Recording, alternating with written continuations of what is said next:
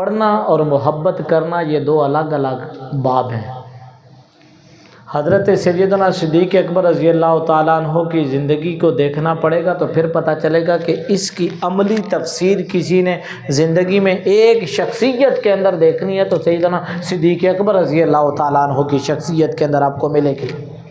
وہ کیا رنگ ہے، کیا وہ محبت کا انداز ہے۔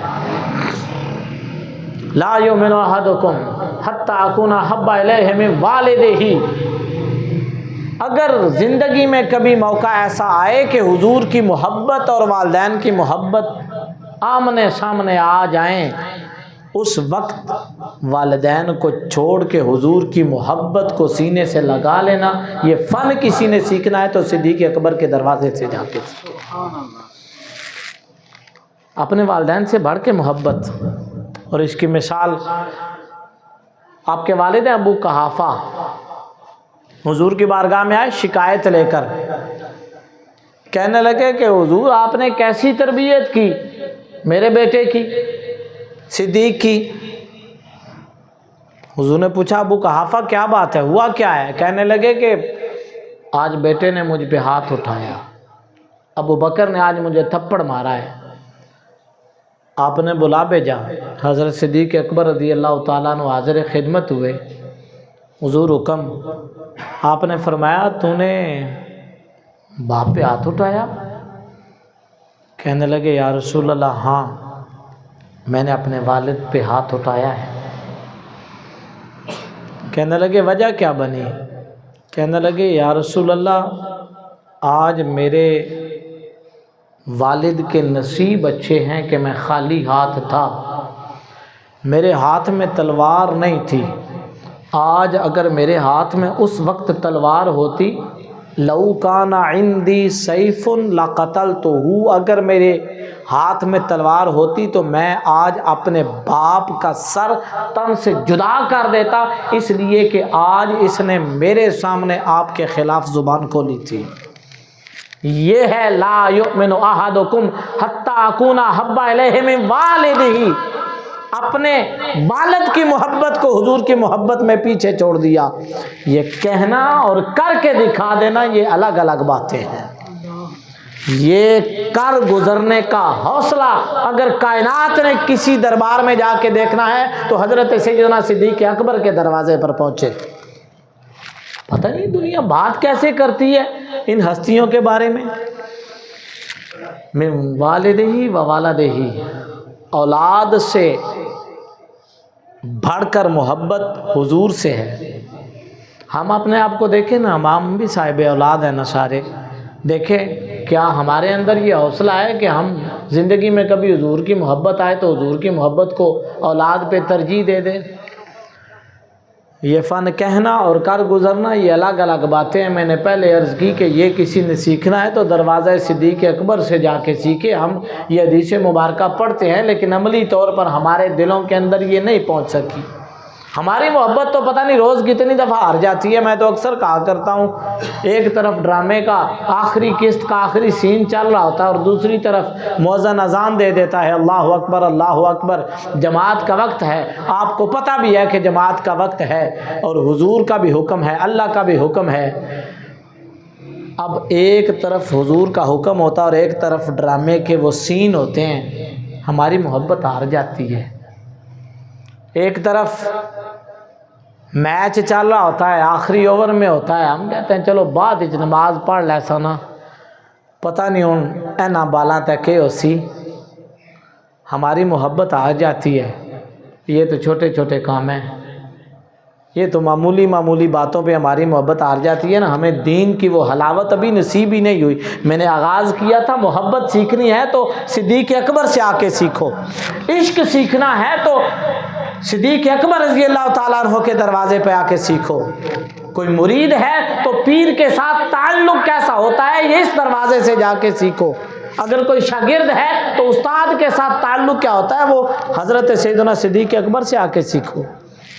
بیٹا آیا، غزوہ بدر کا موقع تھا، نبی کریم علیہ الصلوۃ والسلام کا کلمہ پڑھ چکے تھے حضرت سیدنا صدیق اکبر رضی اللہ تعالیٰ عنہ۔ میدان بدر میں تلوار لے کر حضور کی طرف سے مسلمانوں کے لشکر میں تھے، بیٹے نے ابھی کلمہ نہیں پڑھا تھا عبد الرحمن نے، عبد الرحمن بن ابی بکر وہ بھی تلوار لے کر آئے، لیکن وہ کفار کی طرف سے آئے تھے، مشرکین کی طرف سے آئے تھے۔ ختم ہوگی جنگ، بیٹھے کبھی باپ بیٹا تو کہنے لگے، عبد الرحمن بیٹے تھے نا تو کہنے لگے ابا جی بدر والے دن آپ 2 دفعہ میری تلوار کے نرغے میں آئے ہیں، موقع ایسا تھا کہ میں اپنی تلوار کے ساتھ آپ کو شہید کر سکتا تھا، لیکن باپ کی محبت غالب آ گئی، باپ کی محبت کے غلبے نے مجھے تلوار اٹھانے کی اجازت نہیں دی، میں نے آپ کو چھوڑ دیا۔ اللہ اکبر۔ حضرت سیدنا صدیق اکبر رضی اللہ تعالیٰ عنہ کے خلاف زبان کھولنے سے پہلے دیکھا کرو کہ اس ہستی کے کارنامے کیا ہیں، حضور کے ساتھ محبت کا وہ تعلق اور رشتہ کیا ہے۔ آپ نے کہا بیٹے کو، عبد الرحمن کو، جب اس نے کہا نا 2 دفعہ میری تلوار کے نیچے آئے میں نے باپ سمجھ کے چھوڑ دیا، تو سیدنا صدیق اکبر رضی اللہ تعالیٰ عنہ نے فرمایا اگر ایک بار بھی غزوہ بدر کو میری تلوار کے سامنے تو آ جاتا تو میں کبھی بھی بیٹا سمجھ کے تجھے معاف نہ کرتا، دشمن رسول سمجھ کے تیری گردن تیرے تن سے جدا کر لیتا۔ یہ ہے محبت، یہ ہے محبت رسول کا وہ جذبہ جو لا یؤمن احدکم حتی اکون احب الیہ من والدہ وولدہ والناس اجمعین۔ باپ سے بڑھ کے محبت حضور سے ہے، بیٹے سے بڑھ کے محبت حضور سے ہے، اور پوری کی پوری کائنات سے بڑھ کے محبت حضور سے ہے۔ والناس اجمعین کا نظارہ دیکھنا، حضور دنیا سے پردہ فرما گئے۔ لشکر حضور نے بھیجا کسی غزوے پر، اسامہ بن زید 17 سال کے جوان تھے، صرف بڑے بڑے جید لوگ موجود تھے، آپ نے سپہ سالار بنایا اسامہ بن زید کو۔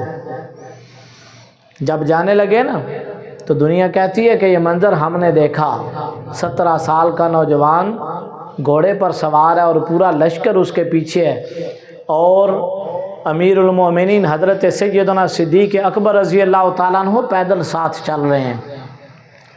کہتے ہیں صحابہ نے دعائی دی، ابو بکر یہ ناتجربے کار بچہ ہے، بڑے بڑے تجربہ کار لوگ اس کے پیچھے کھڑے ہیں، آپ ان میں سے کسی کو سپہ سالار مقرر کر دیں، کیونکہ حضور نے اپنی زندگی میں یہ لشکر آخری روانہ کر دیا تھا، وہ ابھی چاندی فاصلے پر تھا کہ انہیں حضور کے وصال کی خبر ملی تو وہ واپس آ گئے۔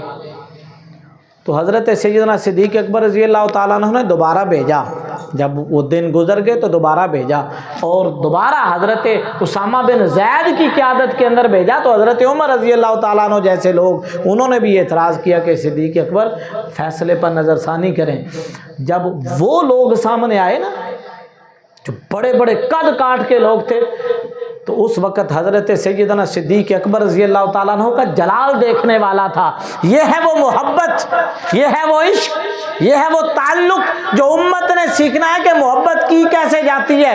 حضور کے ساتھ محبت کا رشتہ اگر کوئی سیکھنا چاہتا ہے تو دروازے صدیق اکبر پر آئے گا۔ حضرت عمر نے کہا کہ آپ سپہ سالار تبدیل کریں، جلال کے اندر آ کے حضرت سیدنا صدیق اکبر رضی اللہ تعالیٰ عنہ نے کہا ابو قحافہ کے بیٹے کی یہ جرت نہیں ہے کہ جس انسان کو اپنی زندگی میں حضور نے سپہ سالار مقرر کیا، ابو قحافہ کا بیٹا اس کی جگہ کسی اور کو سپہ سالار بنا دے۔ جتنے مرضی تجربے کار لوگ ہیں، حضور کے دور میں وہ اسامہ بن زید کے پیچھے کھڑے تھے، ابو بکر کے دور میں وہ پیچھے کھڑے رہیں گے، اور اسی لشکر کی قیادت کرے گا تو اسامہ بن زید کرے گا۔